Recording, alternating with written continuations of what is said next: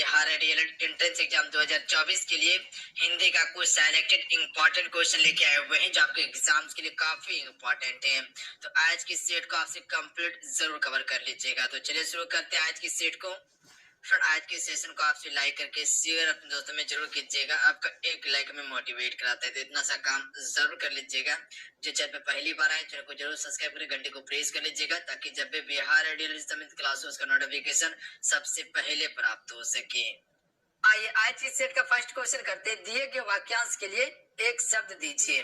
वाक्यांश क्या दिया हुआ है? रास्ता दिखाने वाला को क्या कहते हैं? तो फ्रेंड याद रखिएगा, आप सभी रास्ता दिखाने वाला को हमसे मार्गदर्शक कहते हैं। तो इसका ऑप्शन में भी राइट आंसर रहेंगे, इंपॉर्टेंट क्वेश्चन रहेंगे। देखिए, अगर इन सेट में किसी भी क्वेश्चन का आंसर पता हो तो अपना आंसर आपसे नीचे कमेंट बॉक्स में बताते चलेंगे। अगला क्वेश्चन है, दिए गए वाक्य का वह भाग ज्ञात करें जिसमें कोई त्रुटि है। फ्रेंड वीडियो को लाइक करके आपसे शेयर जरूर करेंगे, आपका एक लाइक हमें मोटिवेट कराता है। तो फ्रेंड लाइक आपसे जरूर कर देंगे वीडियो को। वाक्यांश क्या दिया हुआ है? वाक्य है, यदि आप अपने और अपने परिवार की भलाई चाहते हैं तो यहाँ से चले जाओ।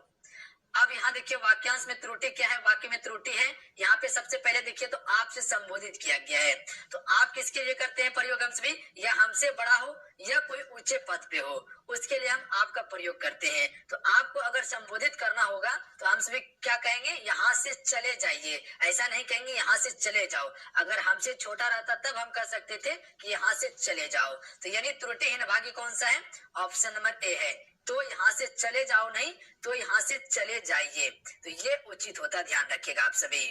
तो यहाँ पे क्या हो जाएगा? यहाँ से चले जाइए। ठीक है, जाइए का प्रयोग यहाँ उचित होता है। क्लियर है? अगला क्वेश्चन देख लीजिए। क्वेश्चन नंबर 3 है, अटखेलिया सुझाना मुहावरे का अर्थ है। अटखेलिया सुझाना मुहावरे का अर्थ क्या होता है? मजाक उड़ाना। ध्यान रखिएगा, option number C correct answer है। क्लियर है? अगला क्वेश्चन देखिए। अगला है, दिए गए शब्द का विलोम चुने। मांसाहारी का विलोम क्या होगा? फ्रेंड देखिए, ये सेट जो आपको प्रोवाइड कर रहे हैं फ्रेंड काफी इंपॉर्टेंट है आपके एग्जाम्स के लिए, क्योंकि मोस्ट इंपॉर्टेंट सिलेक्टेड क्वेश्चन आपको कवर करवा रहे हैं। वही क्वेश्चन कवर करवा रहे हैं जो एग्जाम में पूछने का चांस है, क्योंकि हम जो क्वेश्चन आपको कवर करवाते हैं वो सिलेक्टेड क्वेश्चन कवर करवाते हैं जो ज्यादातर चांस होता है कि पूछा जाए पेपर में। तो आप समय निकाल के इस सेट को जरूर कवर किया कीजिए। तो मांसाहारी का क्या हो जाएगा? शाकाहारी होगा। ध्यान रखिएगा, ऑप्शन में भी राइट आंसर है, सभी को पता है। अगला क्वेश्चन कर लेते हैं। अगला क्वेश्चन है, सही वर्तनी वाला शब्द चयन करें। तो right answer option number C हो जाएगा, साक्षर। देख लीजिए, साक्षर का वर्तनी बिल्कुल शुद्ध है और इसी प्रकार से साक्षर लिखा जाता है। ध्यान रखिएगा आप सभी। अगला देख लीजिए, दिए गए वाक्यांश के लिए शब्द दीजिए। त्रिप बुद्धि वाला को क्या कहते हैं? फ्रेंड हम सभी, त्रिप बुद्धि वाला को क्या कहते हैं? तो इसे हम सभी कुशाग्र बुद्धि कहते हैं। ध्यान रखिएगा। क्लियर है? कुशाग्र बुद्धि कहते हैं त्रिप बुद्धि वाला को।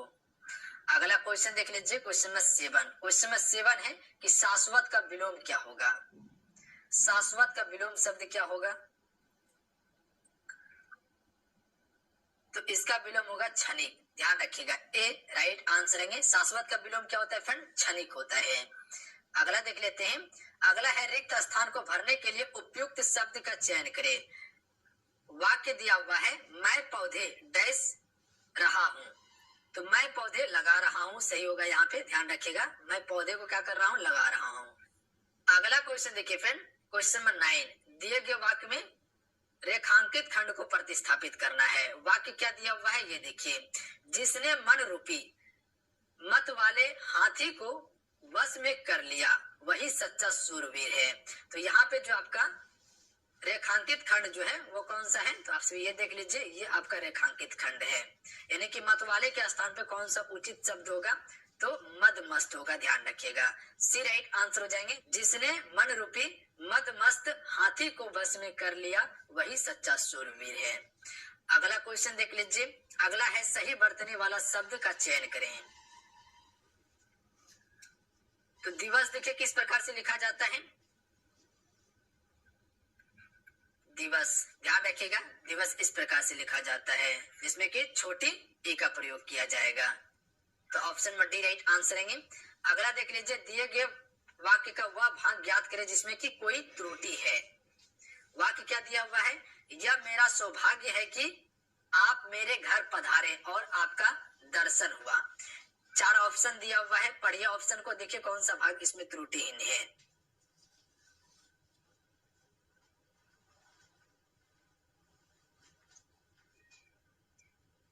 तो देखिए इसका त्रुटिहीन भाग्य जो है ऑप्शन नंबर ए है, और आपका दर्शन हुआ ये क्या है, त्रुटि भाग्य है। वाक्य क्या दिया हुआ है, यह मेरा सौभाग्य है कि आप मेरे घर पधारे और आपका दर्शन हुआ। हुआ के स्थान पर हुए उचित शब्द होता, ध्यान रखिएगा। यह मेरा सौभाग्य है कि आप मेरे घर पधारे और आपका दर्शन हुए, ध्यान रखिएगा, हुए यहाँ पर उचित शब्द होता, हुए कर लीजिएगा आप सभी।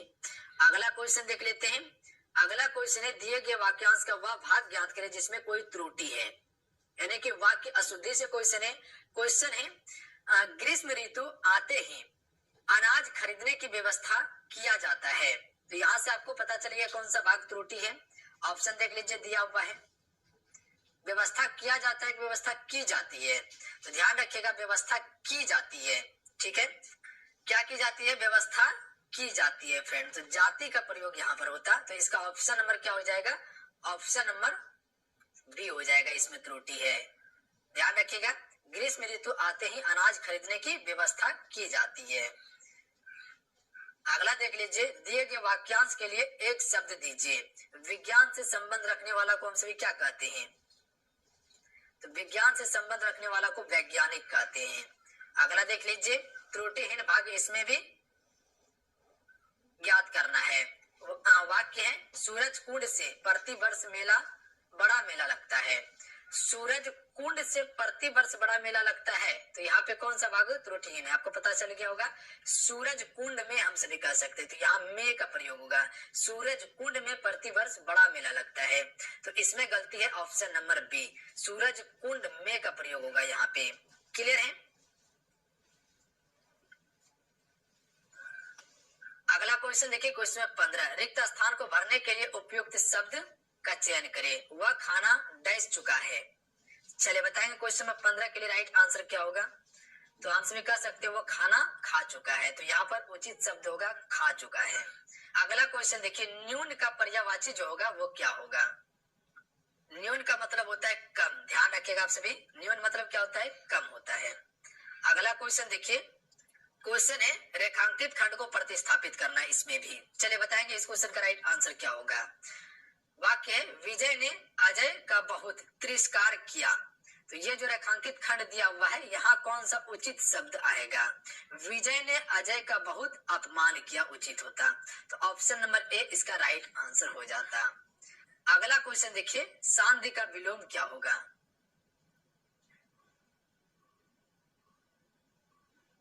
सांध्य का आसान्ध्य होगा, ध्यान रखिएगा, ए राइट आंसर रहेंगे, आसान्ध्य होगा। अगला देख लीजिए क्वेश्चन नंबर 19, दिए गए वाक्य में रेखांकित खंड को प्रतिस्थापित करें। लक्ष्मण राम को अपना भ्राता मानता है, तो यहाँ पे जो रेखांकित खंड दिया हुआ है भ्राता, यहाँ पे कौन सा उचित शब्द होगा, तो हमसे कह सकते हैं लक्ष्मण राम को अपना भाई मानता है।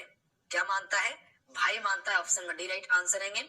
अगला देख लीजिए, रेखांकित खंड को ही प्रतिस्थापित करना, यहाँ पर भी तालिका में अनेक प्रकार के फूलों का वर्णन किया गया है, तो ये तालिका जो है ये आपका क्या है, रेखांकित खंड है। यहाँ पे कौन सा उचित शब्द आएगा, तो हम सभी कह सकते हैं तालिका के स्थान पे हम सारणी को रख सकते हैं, ठीक है। सारणी में अनेक प्रकार के फूलों का वर्णन किया गया है, तो ए इसका राइट आंसर हो जाएगा। लास्ट में आपसे बताइएगा कि 30 क्वेश्चन में कितने क्वेश्चन सही कर पा रहे हैं आप सभी। नीचे कमेंट बॉक्स में अपना स्कोर भी जरूर बताइएगा। रिक्त स्थान को भरने के लिए उपयुक्त शब्द का चयन करें। सफेद रंग डैश का प्रतीक है, तो सफेद रंग जो है फ्रेंड वो किसका प्रतीक होता है, शांति का प्रतीक होता है, तो ऑप्शन में सी करेक्ट आंसर रहेंगे। अगला देख लीजिए, रिक्त स्थान को भरने के लिए उपयुक्त शब्द का चयन करें। राम आजकल घर डैश से आता है, तो हमसे कह सकते हैं राम आजकल घर देर से आता है, तो ऑप्शन नंबर सी इसका क्या होगा, उचित शब्द होगा। अगला क्वेश्चन देख लीजिए, दिए गए वाक्य के लिए एक शब्द दीजिए। दोपहर से पहले का समय को हम सभी क्या कहते हैं, चलिए बताएंगे क्वेश्चन नंबर 23 के लिए राइट आंसर क्या होगा। दोपहर से पहले के समय को हम सभी क्या कहते हैं, तो इसे पूर्वाह्न कहा जाता है। Option number D right answer है, पूर्वाह्न कहा जाता है। और दोपहर के बाद के समय को हम सभी क्या कहेंगे, सांझ काल का समय कहेंगे। अगला है दिए गए शब्द का विलोम चुने। आधार का विलोम क्या होगा, तो आधार का होता है निराधार। ए राइट आंसर है, आधार का विलोम क्या हो जाएगा, निराधार होगा। अगला क्वेश्चन कर लेते हैं फ्रेंड। अगला क्वेश्चन है दिए गए शब्द के पर्यायवाची शब्द का चयन करें। पार्वती का पर्यायवाची क्या होगा, चलिए बताएंगे आप सभी। पार्वती का पर्यायवाची जो होगा वो क्या होगा, तो पार्वती का गौरी होता है, ध्यान रखिएगा। पार्वती का पर्यायवाची क्या होता है, गौरी होता है, अपूर्णा होता है, अंबिका होता है, आर्या होता है, भवानी भी होता है, रुद्रानी भी होता है, शिवा भी होता है पार्वती का पर्यायवाची। अगला है सही वर्तनी वाले शब्द का चयन करें। इसमें से कौन सा सही वर्तनी है, तोपची कैसे लिखा जाएगा, तो सिंपल सा है तोपची, ठीक है।